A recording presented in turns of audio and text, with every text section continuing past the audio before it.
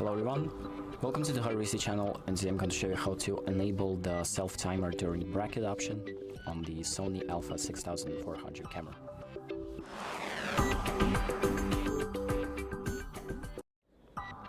So the first thing that we're going to do is open up the settings by pressing the menu button, and then we're going to go to the camera section number 1, so this red camera section, and we're going to go to page number 3 and select bracket settings, and then select self-timer during bracket. And here you have a few options to select from, so either off, 2 seconds, 5 seconds, or 10 seconds. And once you have selected the option that you want by pressing the little circle button, it will take you automatically to your view ready to take the pictures. So that's about it. Thank you for watching.